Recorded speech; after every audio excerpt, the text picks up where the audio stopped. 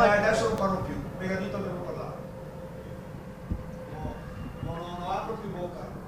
Non vuole fare un ricordo? No, basta. Il papà di Michael Boschetto si chiude nel silenzio, non vuole parlare. Giovedì verrà conferito l'incarico per eseguire l'autopsia sul corpo del figlio ucciso a coltellate sabato scorso dal suo vicino di casa Giacomo Friso, che è in carcere. Per il 34enne invece l'accusa di omicidio volontario aggravato dalla premeditazione. Per il giudice che ieri ha convalidato l'arresto e la detenzione in carcere ci sono gravi indizi a partire da un coltello posizionato, come ammesso dallo stesso Friso, lungo il vialetto della casa di Boschetto. Il pubblico ministero sì, ha ritenuto di contestare, e anche il giudice poi ha dato atto, la circostanza aggravante della premeditazione sulla scorta del posizionamento di questo coltello che è stato l'arma del delitto.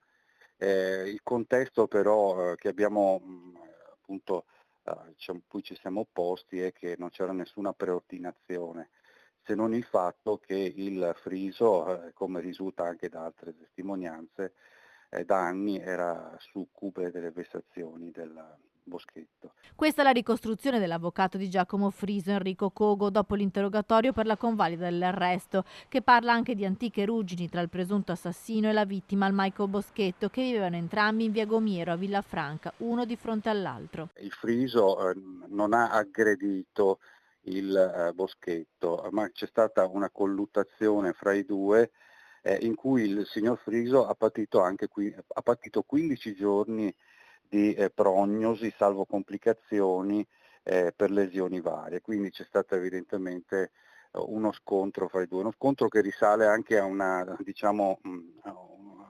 sorta di odio atavico fra i due ragazzi. Una teoria, quella della legittima difesa, che però non è stata accolta dal giudice per le indagini preliminari, Elena Lazzarin, che ha convalidato la detenzione in carcere anche per paura di reiterazione del reato. Che fosse lì in paese, come si è sentito, sono vicende che risalgono insomma, a un carattere di un ragazzo che non ha, diciamo così, limiti e freni, purtroppo anche per l'uso anche smodato in questo caso di cocaina. Questo non lo giustifica, ma io credo che la reiterazione sia difficile da sostenere in senso tecnico di volontà di riperpetrare analoghi reati o comunque di lesioni o comunque omicidiario contro la persona.